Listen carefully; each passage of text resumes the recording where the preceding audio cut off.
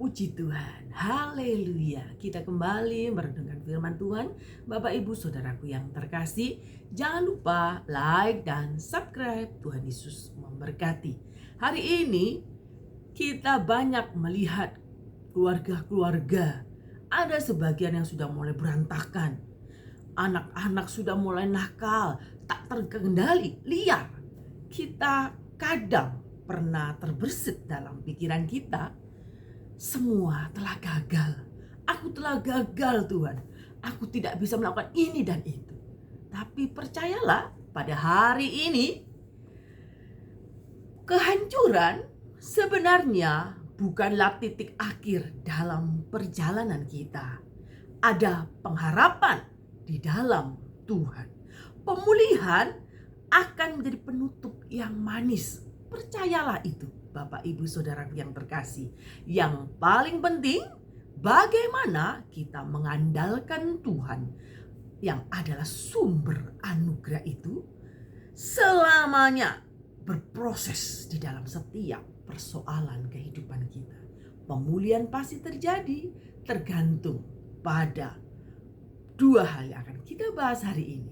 Sebelum panjang dan lebar, kita langsung membuka dalam 2 Korintus pasal 5 ayat 16 sampai 19. Saya akan bacakan buat Bapak Ibu Saudaraku. Sebab itu kami tidak lagi menilai seseorang juga pun menurut ukuran manusia. Demikianlah sekarang kami tidak lagi menilainya demikian. Jadi siapa yang ada di dalam Kristus ialah ciptaan yang baru. Yang lama sudah berlalu, sesungguhnya yang baru sudah datang. Dan semuanya ini dari Allah, yang dengan perantara Kristus telah mendamaikan kita dengan dirinya, yang telah mempercayakan pelayanan pendamaian itu kepada kami. 19. Sebab Allah mendamaikan dunia dengan dirinya oleh Kristus, dengan tidak memperhitungkan pelanggaran mereka. Ia telah mempercayakan berita pendamaian itu kepada kami. Bapak Ibu Saudaraku yang terkasih, kita sebagai keluarga-keluarga Kristus, hendaklah kita selalu berpedoman bahwa Allah itu Maha Pengasih dan Maha Penyayang. Kasih karunia-Nya yang mendamaikan kita itu bukan abal-abal, Bapak Ibu. Kalau dewa-dewa dalam pemikiran kuno, orang berpikir bagaimana cara menyenangkan dewa-dewa dengan sesaji dan sebagainya. Tapi Allah yang kita sembah, yang berinisiatif mencari manusia. Inilah konsep yang sangat luar biasa. Bapak Ibu Saudaraku, 2 langkah penting menuju pemulihan. Jika Bapak Ibu ingin keluarga dipulihkan, pekerjaan dipulihkan, ada 2 hal penting yang akan kita pelajari hari ini. Pertama adalah perubahan cara pandang. Cara pandang itu menentukan penilaian dan tindakan. Yang kedua adalah tugas kita sebagai duta perdamaian. Kita bukan hanya menerima kasih karunia Tuhan, tapi kita adalah penerus karya perdamaian bagi Allah. 2 hal ini harus kita cermati. Cara pandang kita dan kita ini adalah pendamaian. Maka kita tidak hanya menerima, kita harus meneruskan karya Kristus di dalam setiap langkah-langkah hidup kita. Paulus dulu itu menilai orang menurut ukuran manusia, sama seperti kita tentunya ya Bapak Ibu Saudaraku. Kata sarka ayat 16 secara hurufiah, frase ini berarti menurut daging. Walaupun kata sars bisa memiliki beragam arti, bisa negatif atau bisa netral ya Bapak Ibu Saudaraku. Konteks ini makna negatif terlihat lebih menonjol menurut cara pandang duniawi.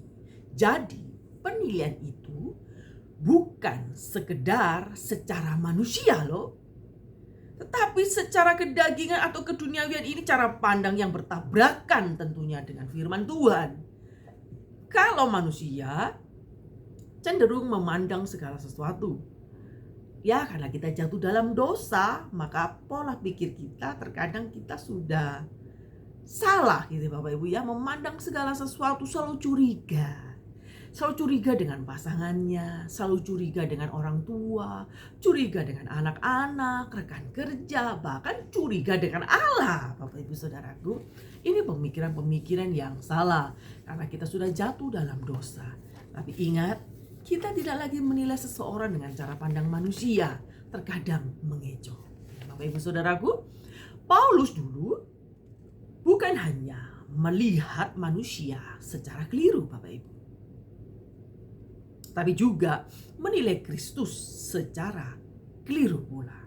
Sebelum perjumpaannya dengan Kristus dalam perjalanannya menuju ke Damsyik, ya, ingat Bapak Ibu, di dalam Kisah pasal 9, dia menganggap Yesus hanyalah seorang nabi palsu dan penghujat Allah. Ini Bapak Ibu ya, Yesus itu layak disalibkan dan para pengikutnya pantas untuk dihukum dan dibunuh. Itu pemikiran Paulus tentang Kristus. Kadangkala kita sebagai manusia juga salah menilai orang lain, salah menilai tindakan-tindakan Allah. Sama seperti Paulus. Paulus itu beranggapan bahwa Yesus itu nabi palsu kasarnya. Dia harus dibunuh, pengikutnya harus dibinasakan karena tidak sesuai dengan jalan-jalan Tuhan. Itu pemikiran Paulus pada saat itu. Mengapa Paulus berpikir seperti itu? Hal ini sedikit banyak dipengaruhi oleh kebanggaannya terhadap legalisme Yahudi. Keselamatan diukur dari apa Bapak Ibu? Kesalehan. Sedangkan kesalehan adalah tentang mentaati sederetan perintah dan menjauhi berbagai larangan. Perkenanan Allah ditentukan oleh apa Bapak Ibu Saudaraku? Oleh ketaatan manusia. Itu menurut legalisme Yahudi. Tidak heran cara pandang ini akan melahirkan sikap merasa diri lebih benar daripada orang lain. Bapak Ibu Saudaraku,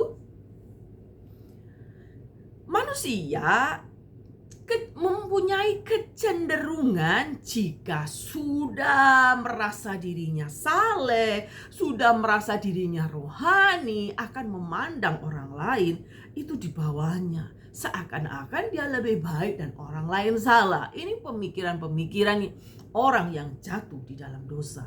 Maka kita sebagai anak-anak Tuhan yang telah dibenarkan, jangan pernah merasa diri baik, jangan pernah menganggap remeh orang lain, jangan jangan mengukur diri terlalu tinggi Bapak Ibu. Nanti jangan-jangan Anda jatuh. Cara pandang yang baru di dalam Kristus yang menghadirkan sesuatu yang benar-benar berbeda dengan pola pikir kita selama ini. Ada pembaruan yang bersifat total ya Bapak Ibu ya.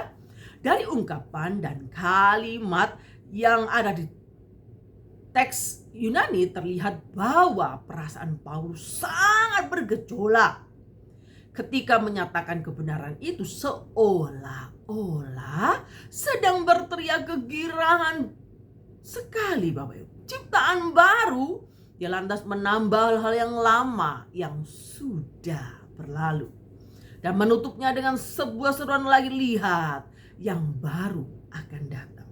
Sesungguhnya lihat, kata baru itu muncul 2 kali plus keterangan yang lama sudah berlalu. Bapak Ibu Saudaraku, apa yang membuat pembaruan ini bisa terjadi? Mari kita akan gali Bapak Ibu. Kuncinya terletak di dalam Kristus, bukan di dalam kesalehan kita ya Bapak Ibu ya. Di dalam Kristus, Kristus membawa kebaruan yang total. Yang lama benar-benar berlalu. Di dalam Dia ada penerimaan, pengakuan, ada rasa aman bagi orang-orang berdosa yang mau percaya kepada Tuhan Yesus Kristus. Semua ini dikaruniakan oleh Allah kepada manusia tanpa memandang usaha dan pencapaian saya dan saudara. Ini adalah anugerah yang cuma-cuma tapi bukan murahan, Bapak Ibu. Berdasarkan karya Kristus yang luar biasa bagi orang-orang yang percaya.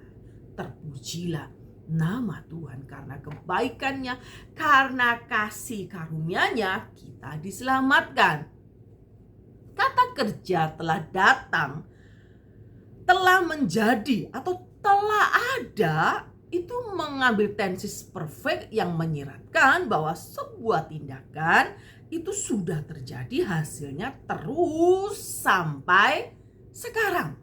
Bapak Ibu, pembaruan ini telah dimulai oleh Kristus Yesus melalui karya penebusannya di kayu salib. Bapak Ibu Saudara, walaupun segala sesuatu belum sepenuhnya dipulihkan di muka bumi ini, tetapi proses pembaharuan menjadi ciptaan baru kelak bersama-sama dengan ciptaan yang lain, dia akan dipulihkan sepenuhnya menurut Roma pasal 1 ayat 18 sampai 25.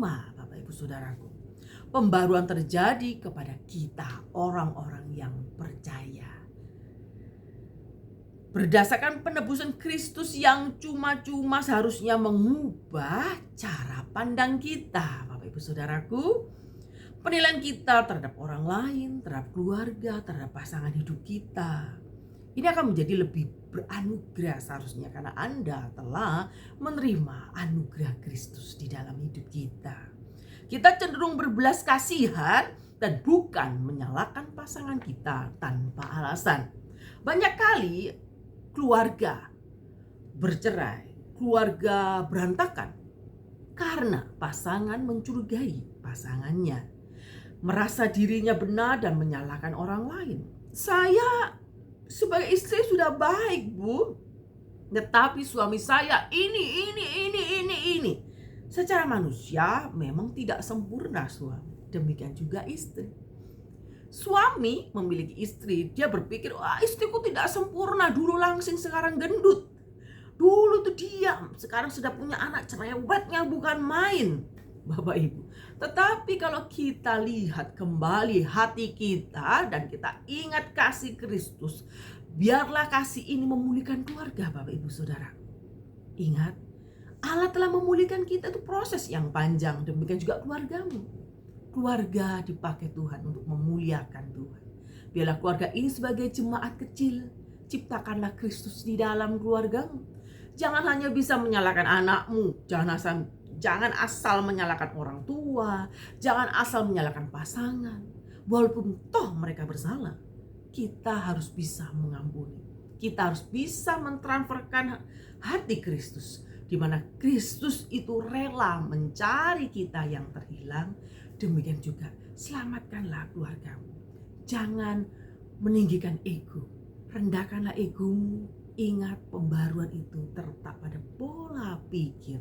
Pola pikir dibaharui karena kita mencintai Kristus. Begitu ya Bapak Ibu Saudaraku. Ingat, bukan menyalahkan tanpa alasan. Menasihati, bukan menghakimi. Seringkali keluarga itu tidak menasihati, tidak ada solusi, tapi menghakimi. Masa nggak enak? Itu loh si A lebih cantik, pintar masak, pintar dandan lah. Ini membuat si wanita tadi merasa marah dan terhina harga dirinya. Seharusnya kalau istrinya tidak bisa memasak, Bapak Ibu Saudaraku, diajak istrinya datang ke orang tuamu, diajaklah masak. Diajarlah bagaimana cara masak. Biarlah mamamu yang menuntun. Gini nak caranya masak, ayo belajar sama-sama. Nah, dengan proses belajar memasak tidak langsung enak ya Bapak Ibu. Pertama bisa keasinan, bisa kemanisan, bisa hambar. Itu proses panjang.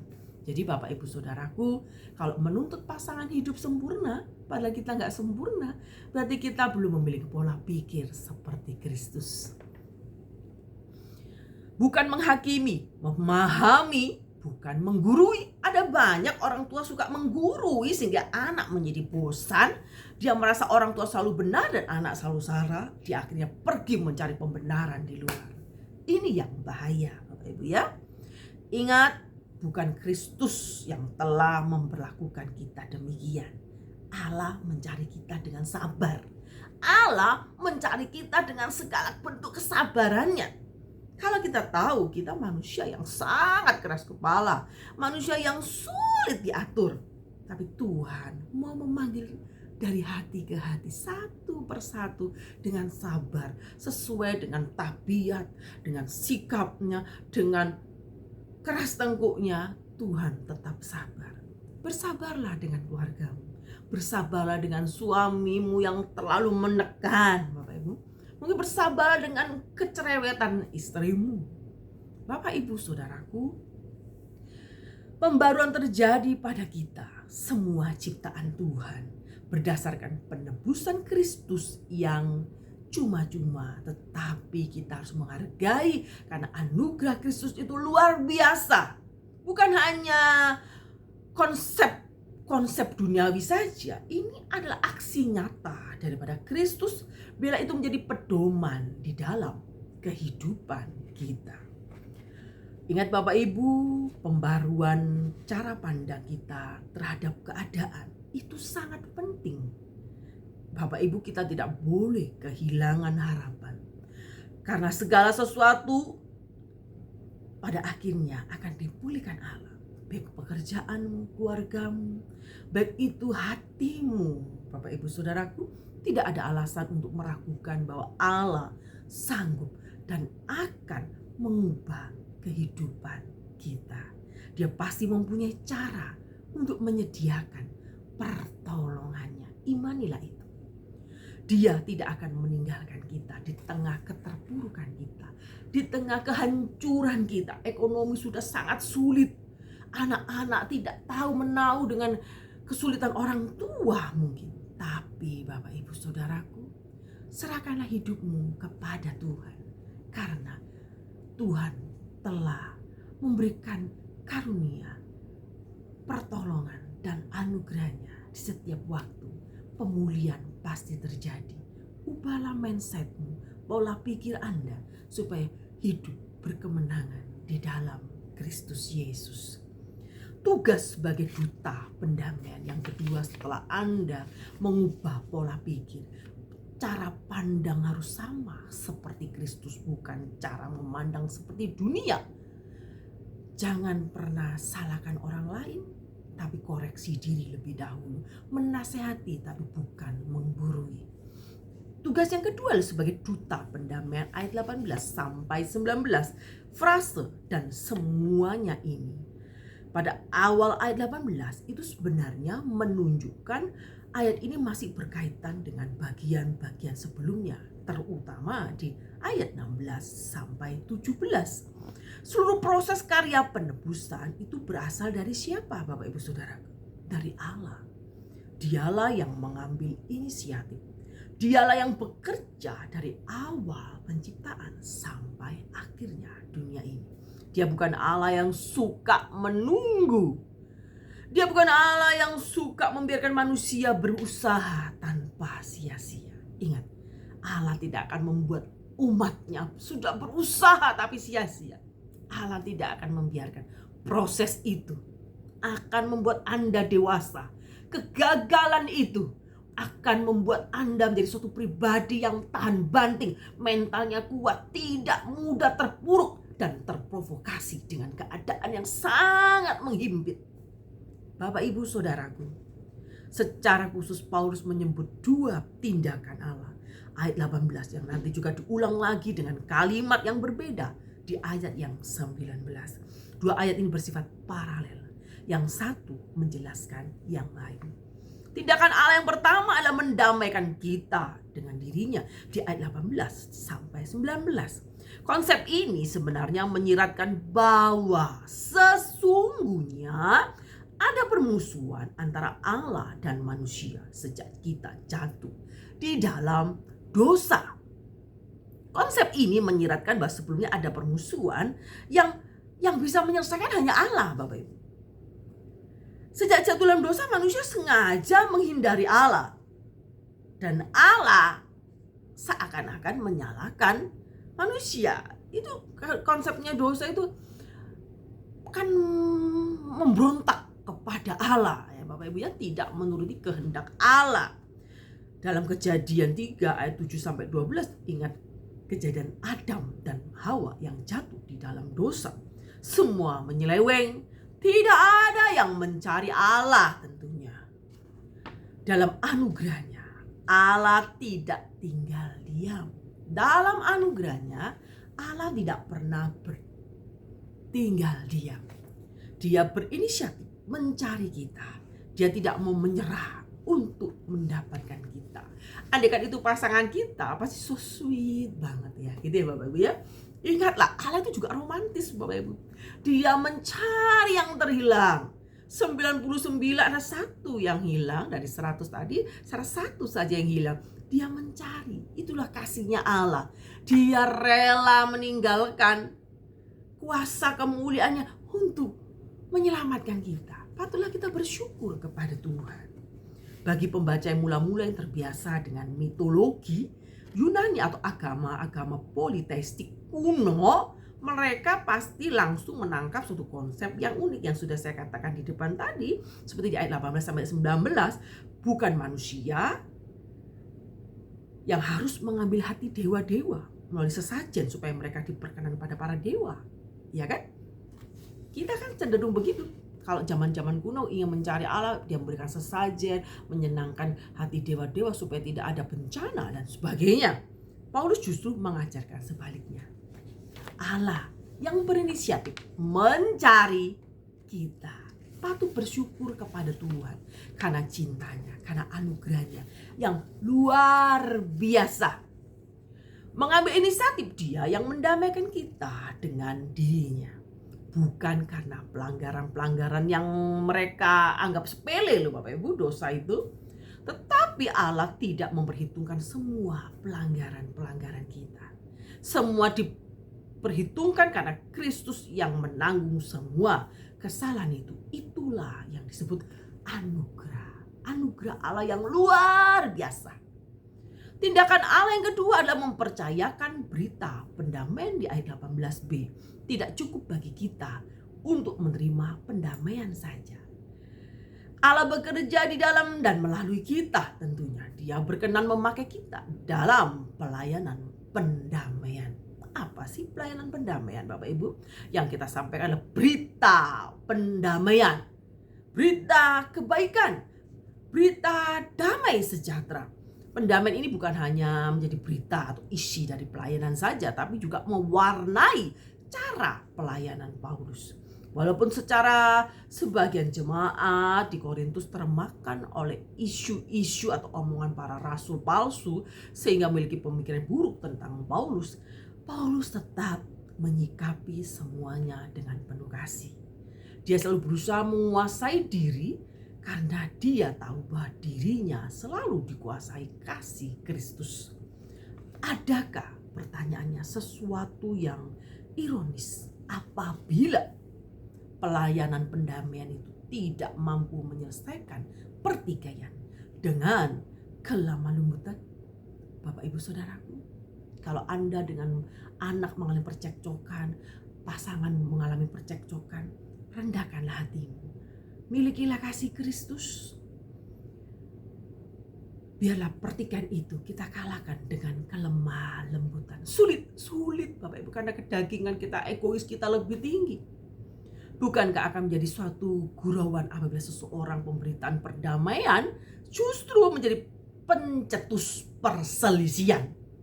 Kita menjadi orang yang katanya agen pendamaian, tapi di tengah-tengah masyarakat kita justru yang menjadi biang kerok.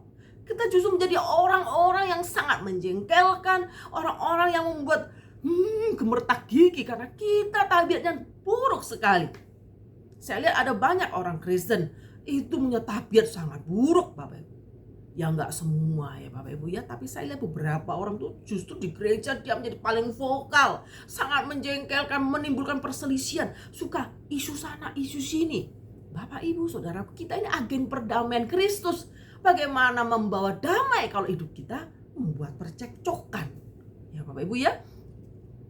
Sayangnya situasi yang ironis yang saya katakan tadi, kita itu seringkali gagal menjadi agen perdamaian di keluarga, di sekolah, tempat kerja, atau gereja. Tidak jarang kita menjadi penyulut pertengkaran. Bapak Ibu Saudaraku, Kristus bukan sekedar memberikan teladan loh. Dia juga membawa perubahan. Dia sudah bekerja di dalam kita. Dia juga rindu bekerja di dalam kita. Apapun keadaanmu, kegagalan, kehancuran, anugerahnya selalu cukup untuk menopang dan membangkitkan saya dan saudara semuanya. Dia tidak akan membiarkan pekerjaannya berhenti di tengah jalan. Ingat Bapak Ibu Saudaraku, jadilah agen pendamaian bagi Kristus. Ciptakanlah damai sejahtera, ciptakanlah rukun, damai sejahtera, tebar senyum, tambahkan kebaikan, biarlah dunia tahu bahwa Kristus itu ada di dalam kita. Keluargamu, bawa di dalam doa biar tetap bersatu, tidak saling bertengkar setiap hari. Berkat Tuhan akan selalu mengalir saat Anda hidup dengan damai sejahtera. Di tempat kerja, di sekolah, dimanapun Anda berada. Ingat, pola pikir harus disertai pembaruan, dalam arti serahkanlah pola pikirmu kepada Kristus karena adalah ciptaan baru di mana Kristus telah hadir, telah menebus dosa kita, menjadi pemikiran-pemikiran yang baru, membawa agen-agen pendamaian. Anda dan saya adalah anak-anak Kristus, maka teladan Kristus itu biarlah menjadi pedoman dalam kehidupan kita. Tuhan Yesus memberkati kita semuanya.